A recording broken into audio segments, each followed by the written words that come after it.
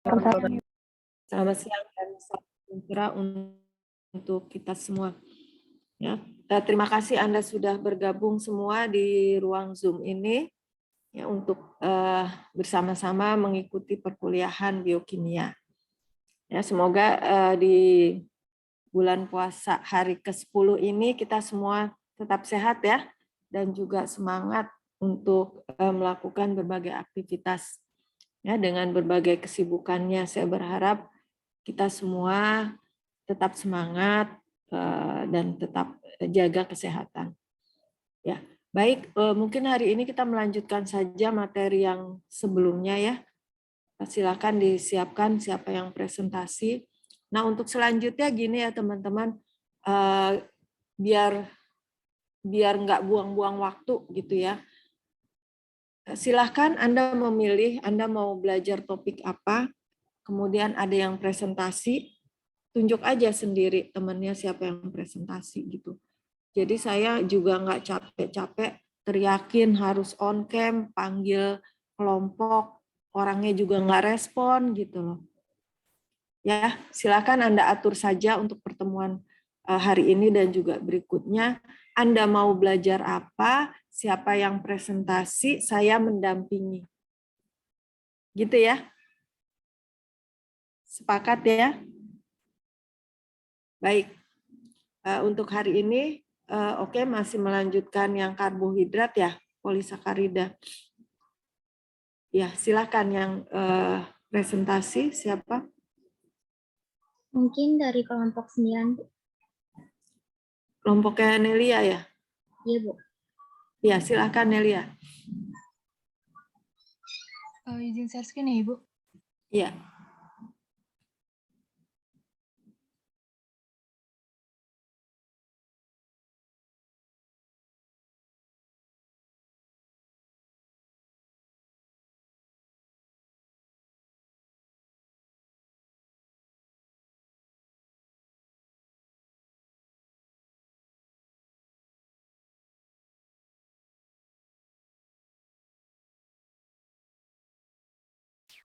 Baik, apakah suara saya terdengar?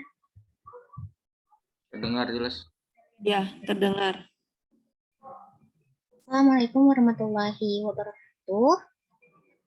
Selamat siang, Bu Titin dan teman-teman. Kami dari kelompok 9 ingin mempresentasikan tentang polisakarida.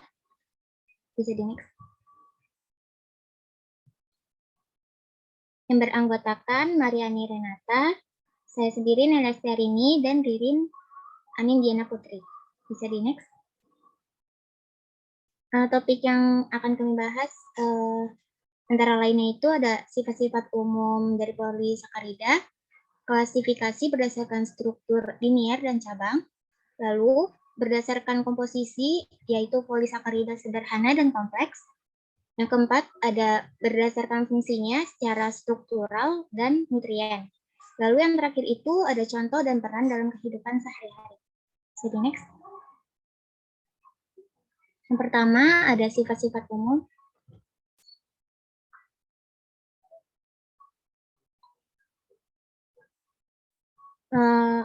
Sebelumnya itu kita harus mengetahui bahwa polisakarida itu adalah polimer molekul-molekul monosakarida yang dapat berantai lurus atau bercabang dan dapat dihidrolisis dengan enzim-enzim tertentu. Nah, sifat-sifat dari polisakarida itu sendiri, yang pertama itu rumus umumnya itu adalah C6H10O5N. Dalam larutannya itu dapat mereduksi Fehling.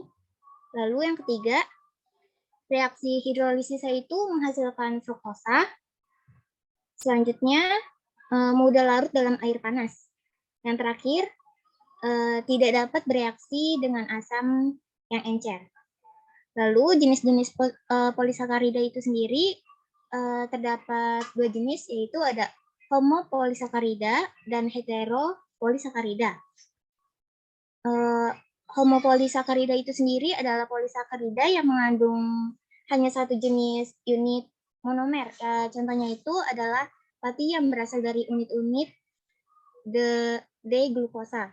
Lalu ada juga heteropolisakarida. yang merupakan polisakarida yang mengandung 2 atau lebih jenis unit monosakarida yang berbeda. Contohnya itu adalah asam hyaluronat yang berasal dari 2 jenis monosakarida. Bisa di next. Klasifikasi berdasarkan struktur linear dan cabang.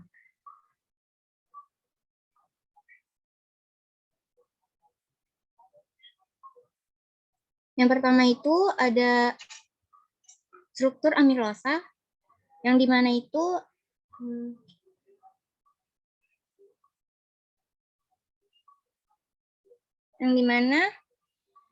struktur amilosa itu sendiri sedikit ada persamaannya dengan pektin, yang dimana amilosa itu sendiri merupakan bagian dari rantai lurus yang dapat memutar dan membentuk daerah sulur yang ganda. Nah, pada permukaan luar amilosa itu sendiri, yang bersulur tunggal itu terdapat hidrogen yang berikatan dengan atom O pada 2 dan O6. Rantai lurus itu amilosa yang berbentuk sulur ganda kristal tersebut tahap terhadap amilase. Nah, ikatan hidrogen inter dan intrasulur itu mengakibatkan terbentuknya struktur hidrofobik dengan kelarutan yang rendah. Oleh karena itu, salur tunggal amilosa itu mirip dengan siklodextrid yang bersifat hidrofobik pada permukaan dalamnya. Bisa di next. Lalu selanjutnya itu ada struktur selulosa. Yang dimana itu selulosa itu sendiri adalah polimer alam, rantainya panjang yang dibuat dengan menghubungkan molekul yang lebih kecil. Dari gambar tersebut itu ada beta D glukosa, di mana dua molekul yang tidak bertaut beta D glukosa itu digambarkan pada yang sebelah kanan. Unit gula itu terkait ketika air dihilangkan dengan menggabungkan OH dan H yang disorot dalam warna abu-abu. Bisa di next. Materi selanjutnya akan dijelaskan oleh teman saya. Oke, selanjutnya ada berdasarkan struktur cabang, di mana polisakarida ini dibagi menjadi amilopektin dan glikogen. Oke, pertama-tama kita bahas struktur amilopektin terlebih dahulu. Jadi amilopektin ini katanya itu pada alfa 1,4 ini di sini glikosidik dan sebagian lagi membentuk suatu cabang pada alfa 1,6 glikosidik ini ya. Jadi ini untuk rantai utamanya yaitu pada alfa 1,4 glikosidik dan ini untuk cabangnya yaitu pada alfa 1,6 glikosidik. Nah, molekul amilopektin ini lebih besar ya teman-teman daripada molekul amilosa yang sudah dibahas Nelia tadi. Jadi bobotnya itu sekitar 80% dari bobot pati keseluruhan. Nah, jadi amilopektin ini per 20 unit itu akan ditemukan cabang dari si amilopektin ini, sehingga amilopektin merupakan struktur yang sangat banyak cabangnya.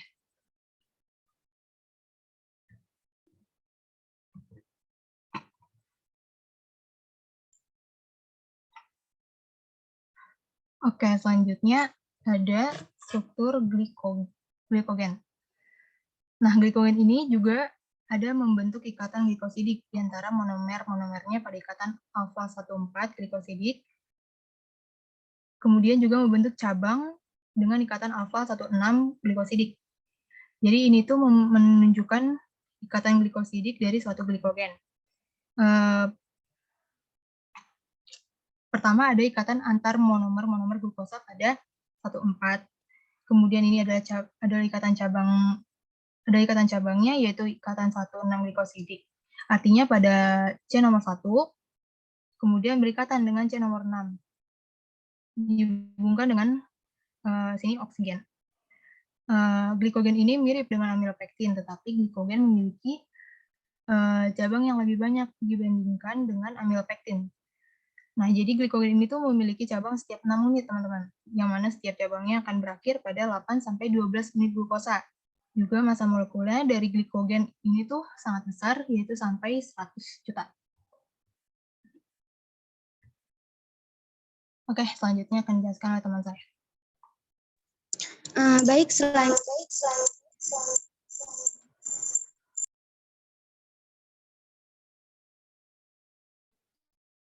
Baik, selanjutnya ada polisakarida berdasarkan komposisinya. Boleh di next?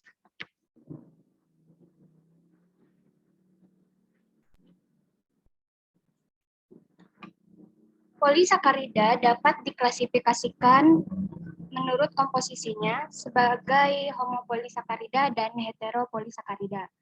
Nah, di homopolisakarida terdapat kata homo yang berarti sama. Jadi, homopolisakarida merupakan polimer dari monosakarida yang sejenis atau sama. Nah, selanjutnya ada heteropolisakarida. Ada kata hetero, yaitu artinya berbeda. Jadi, heteropolisakarida merupakan polimer dari 2 jenis atau lebih monosakarida. Dapat dilihat dari gambar di bawah homopolisakarida. Homopolisakarida ada yang bercabang dan ada yang tidak bercabang. Di gambar yang heteropolisakarida terdapat 2 warna atau lebih. Itu menandakan bahwa heteropolisakarida mengandung 2 jenis monomer atau lebih. Heteropolisakarida juga ada yang bercabang dan tidak bercabang. Polisakarida dapat terdiri dari 1, 2, atau beberapa monosakarida yang berbeda dalam rantai lurus atau bercabang dengan panjang yang bervariasi. Boleh di next?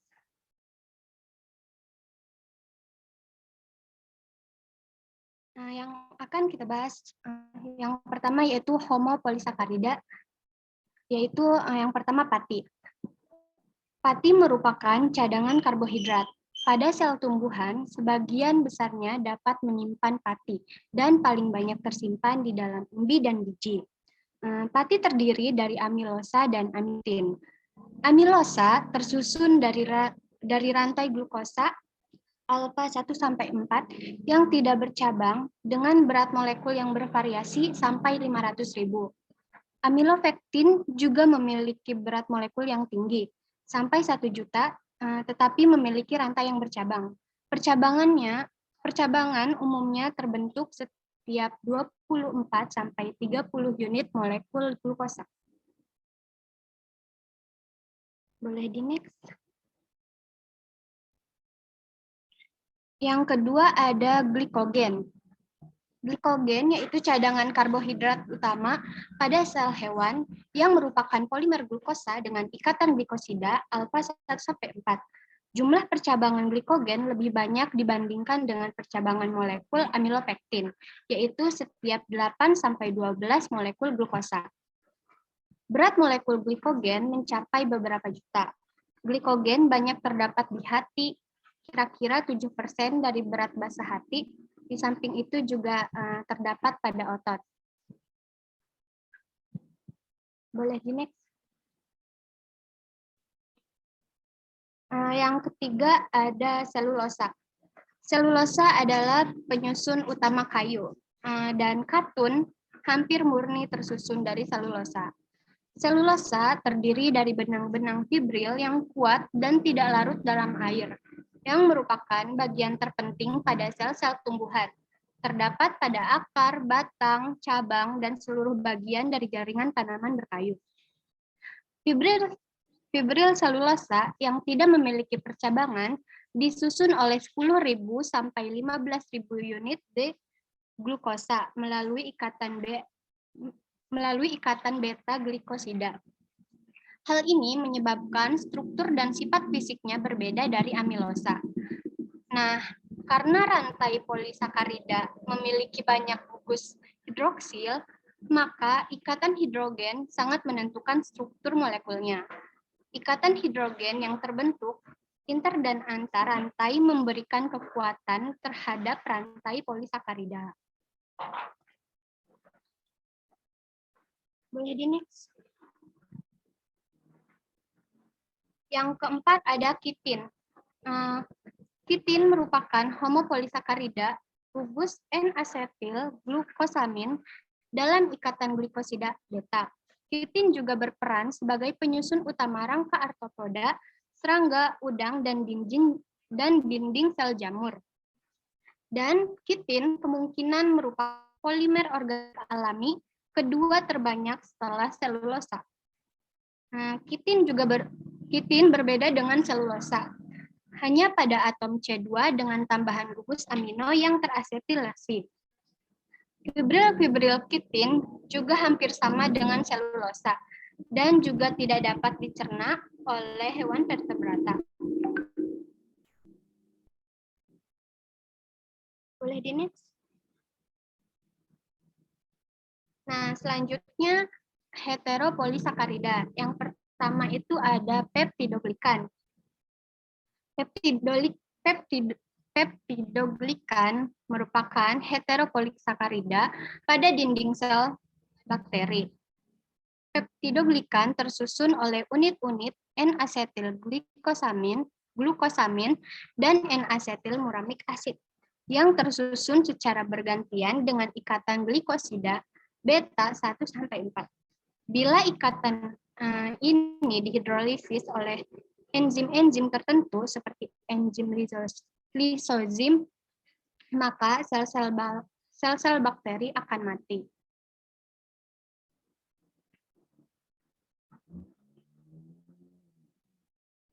Boleh di next. Yang kedua ada komponen matrik ekstrasel. Ruang ekstraseluler pada jaringan hewan diisi oleh material yang disebut matrik ekstrasel. Matrik ekstrasel yang berfungsi untuk mengikat sel-sel pada jaringan dan sebagai lintasan difusi nutrisi dan oksigen di antara sel. Matrik ekstrasel tersusun atas heteropolisakarida dan serat-serat protein yang disebut glikosaminoglikan. Bila molekul protein berikatan dengan glikosaminoglikan, maka akan membentuk proteoglikan.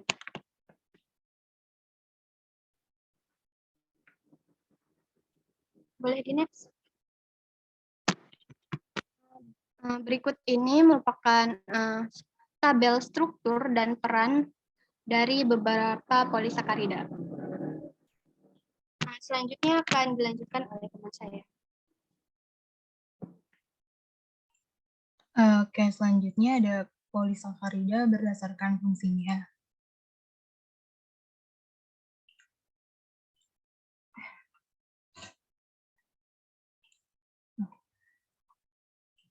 Oke, polisakarida berdasarkan fungsinya itu dibedakan menjadi dua jenis, yaitu ada polisakarida nutrien dan polisakarida struktural.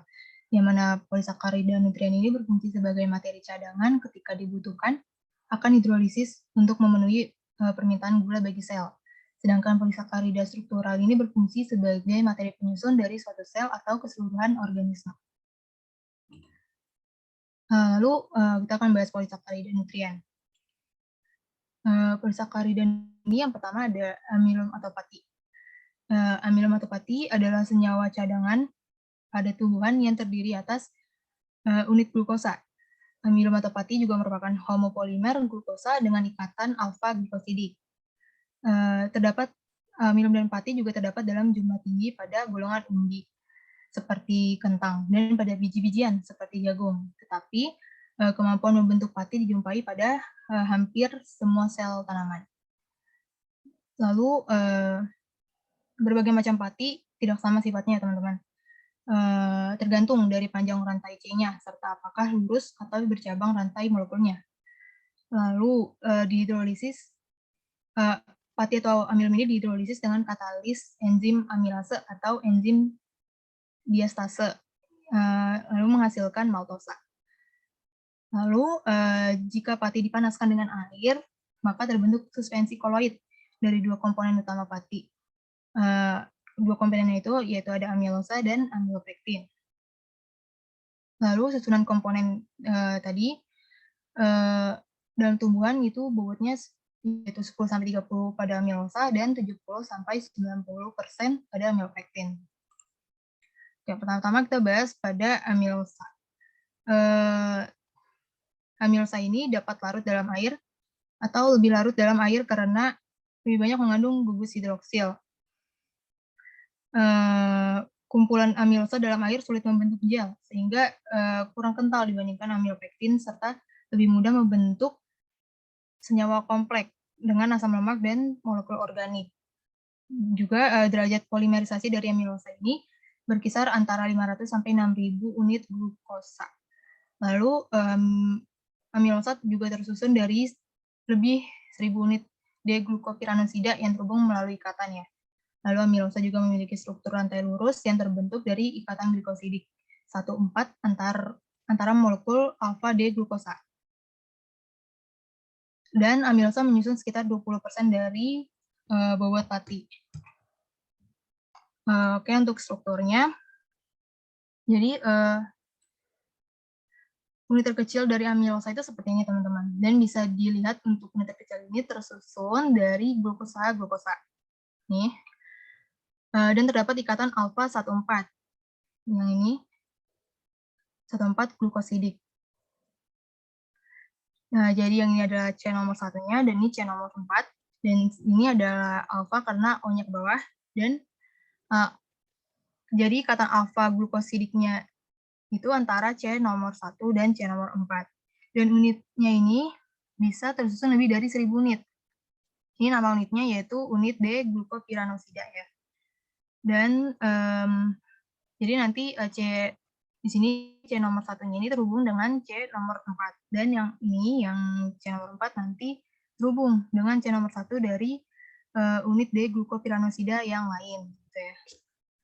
Yang mana nantinya struktur dari amilosanya itu akan menjadi seperti ini. Lalu amilosa itu juga membentuk struktur helix seperti ini. Ya, jadi melingkar-lingkar seperti ini.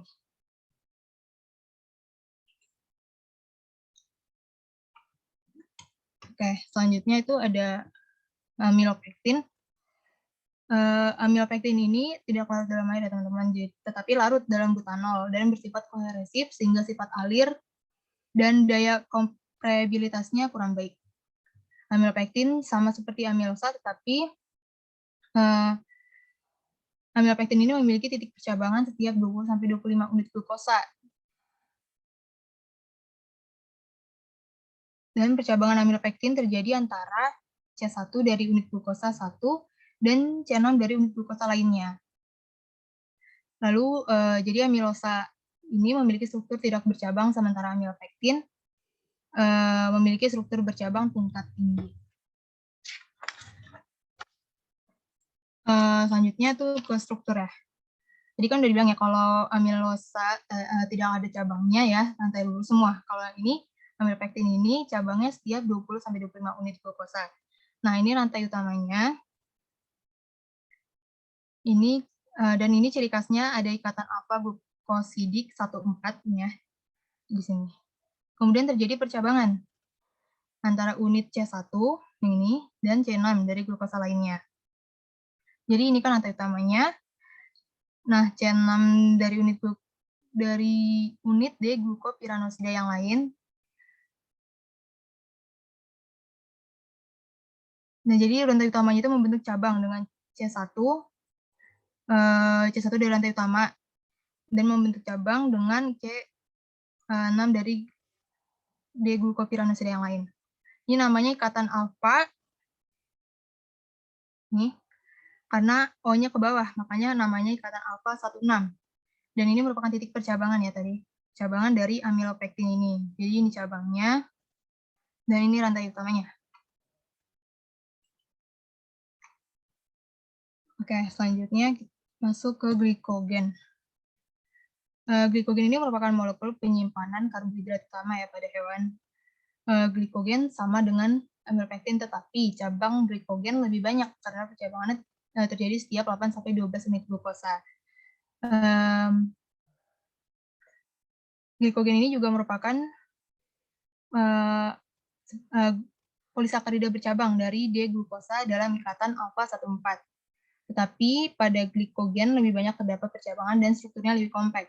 Dan umumnya ikatan pada percabangannya adalah alfa 16.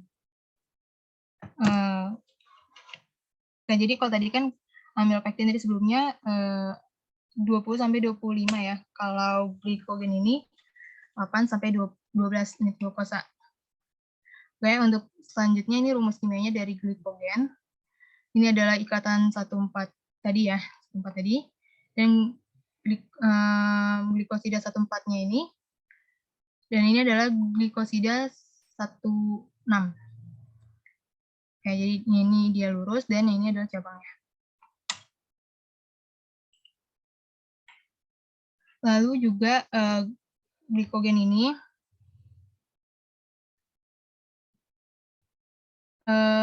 merupakan polisakarida yang merupakan cadangan energi pada hewan dan manusia yang disimpan di hati dan otot sebagai granula. Di dalam sel hati, glikogen ditemukan sebagai granula besar.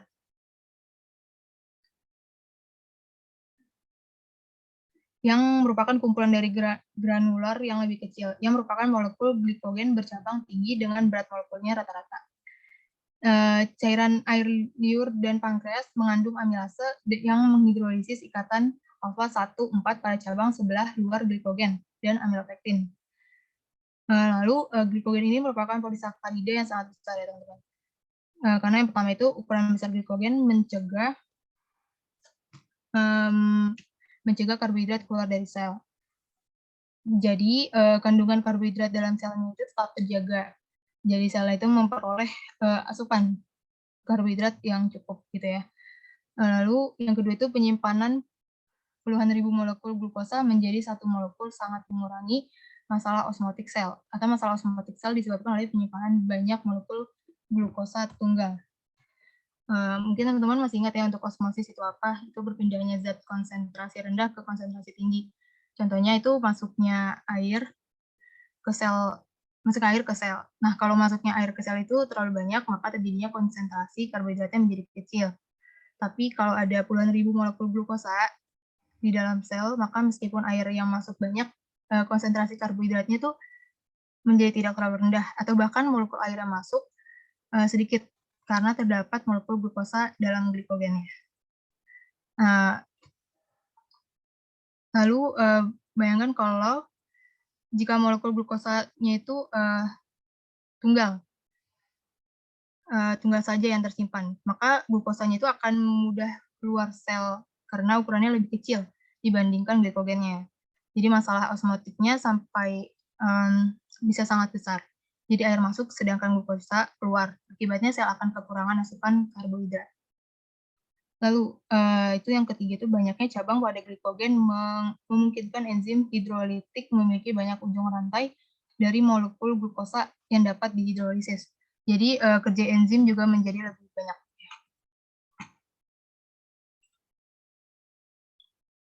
Oke, selanjutnya itu ada dextrin.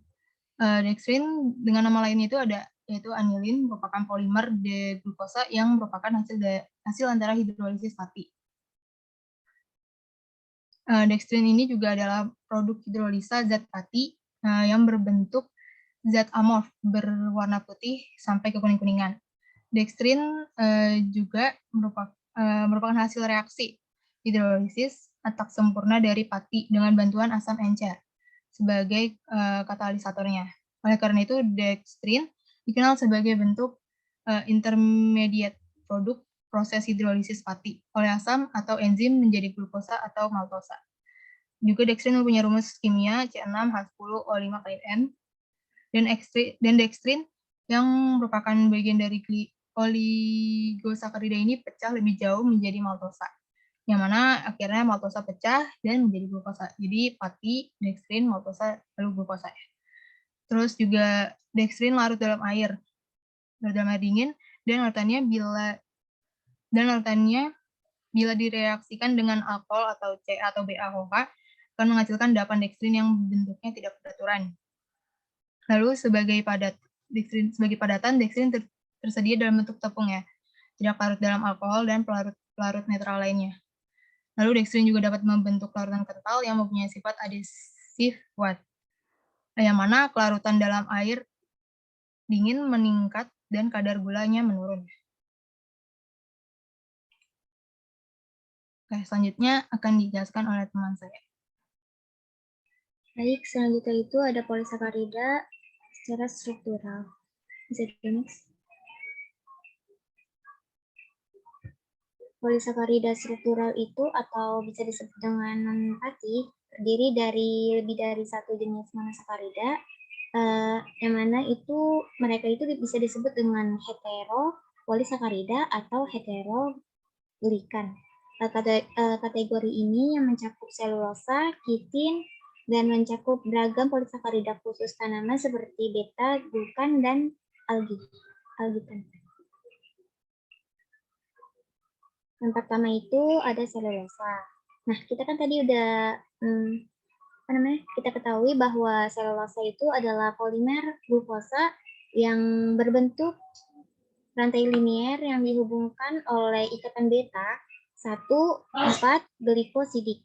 Yang dimana itu misalnya di dalam susunan makanan itu selulosa itu memiliki peran sebagai sumber serat, di mana tubuh makhluk hidup itu tidak dapat mencerna selulosa sehingga dapat memberikan sumbangan energi bagi tubuh. Serat makanan ini dapat dihasilkan untuk kelancaran pencernaan makanan dalam saluran pencernaan, membentuk volume makanan, serta selulosa ini merupakan senyawa yang paling berlimpah di bumi. Bisa di next.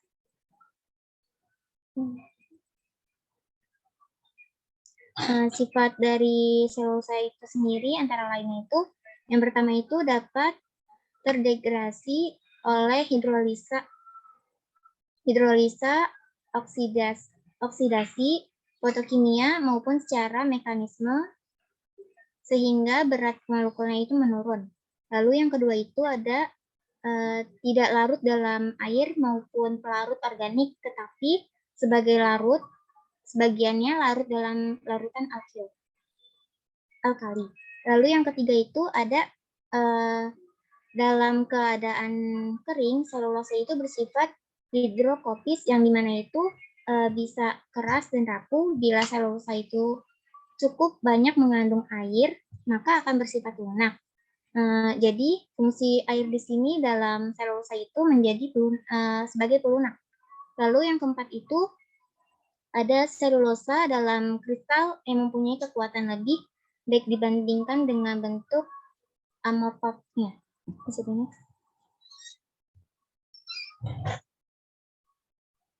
Lalu yang selanjutnya itu ada kitin. Nah, di mana itu kitin merupakan homopolisakarida linier yang terdiri dari residu N-asetil glukosa, yang dimana itu terhubung. Bisa di next.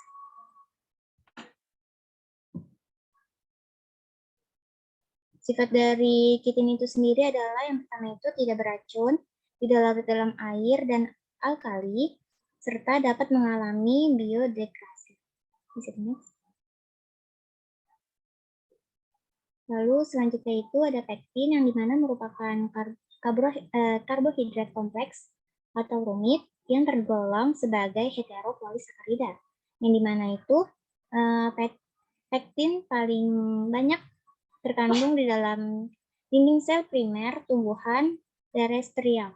Di mana pektin sendiri mempunyai jenis ikatan 1,4 residu asam alfa-D-galactosiluronase. Bisa di next. Berikut ada struktur kimia pektin.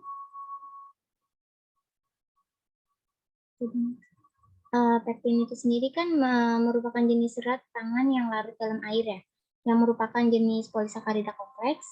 Serat ini memiliki sifat unik karena dapat berubah menjadi gel apabila dipanaskan. Dia apabila dipanaskan dalam cairan. Sifat unik pektin ini membuat biasanya itu bisa dicampurkan di dalam produk selai, agar-agar, atau sebagai agen pengantar.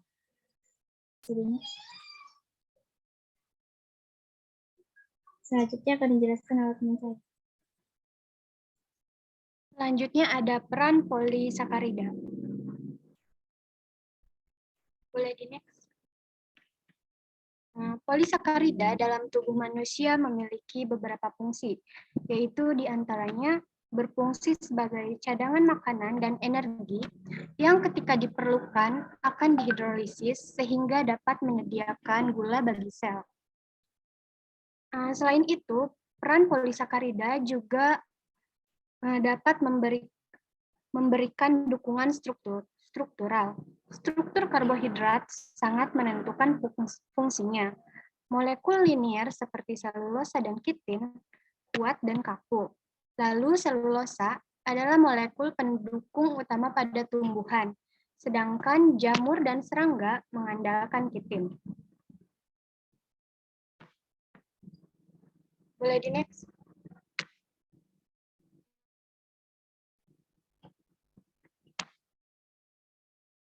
Mungkin sekian dari presentasi kelompok kami, kurang lebihnya mohon maaf.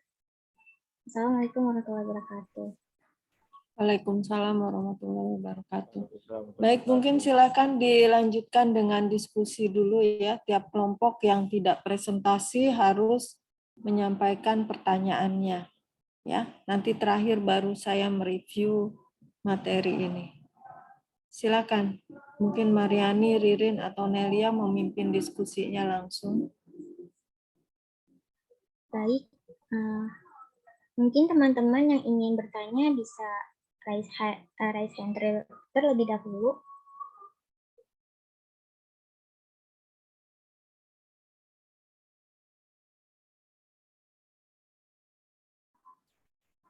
Itu sudah ada beberapa yang raise hand. Mungkin dari Aurel. Ada Aurel, ada Rafika, silakan yang lain juga ya. Ya baik, terima kasih atas kelompok 9 atas presentasinya. 3 dulu tuh ya, Aurel, Rafika, Revita.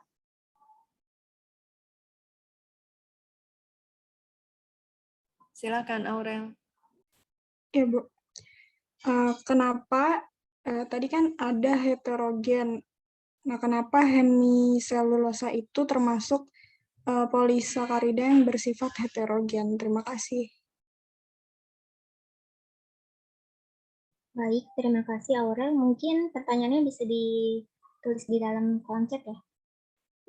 Selanjutnya ada Rafika. Baik, sebelumnya terima kasih untuk kelompok 9 yang telah mempresentasikan hasil diskusinya dengan baik. Saya dari kelompok 2 izin bertanya. Tadi kan dijelaskan salah satu jenis polisakarida itu ada kitin. Nah, pertanyaan saya, apa saja manfaat kitin itu di dalam kehidupan kita? Terima kasih. Assalamualaikum warahmatullahi wabarakatuh. Mungkin penanya selanjutnya adalah Revita. Revita dipersilakan.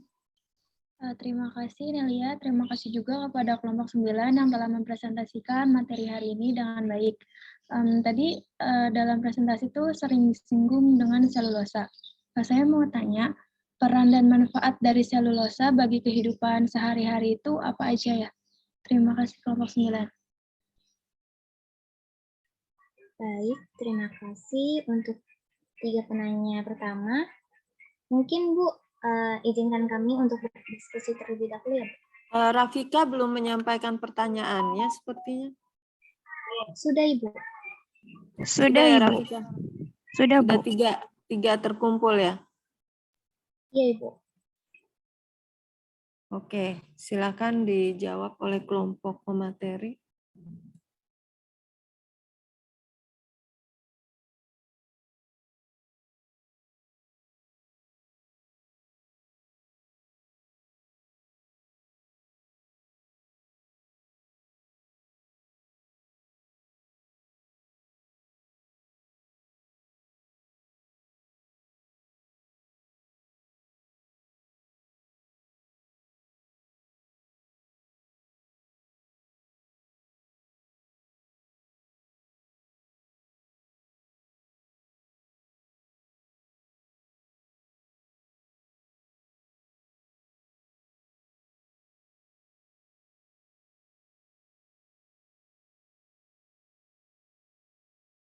Mungkin saya Bu izin menjawab pertanyaan dari Rafika. Pertanyaannya itu, apa saja manfaat kitin di dalam kehidupan sehari-hari?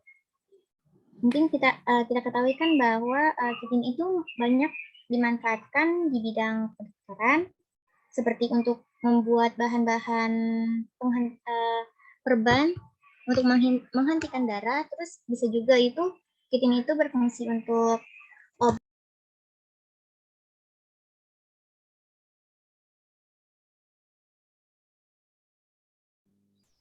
Ya, maaf, mic-nya masih di off. Iya, Nelia nggak terdengar suaranya. Baik, maaf. Mungkin saya izin menjawab pertanyaan dari Rafika.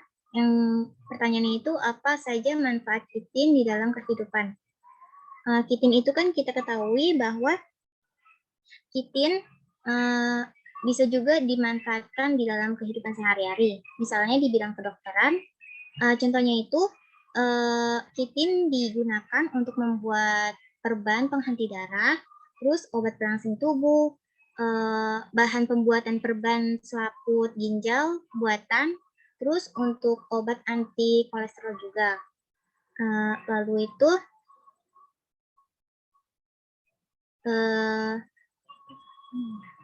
kitin juga bisa digunakan untuk penjernih atau pemurnian air dan sebagai obat pembasmi rayap, serta yang karena serat yang bersifat absorben dari kitosan dapat digunakan sebagai pembuat kaos oblong, singlet, dan pakaian lainnya.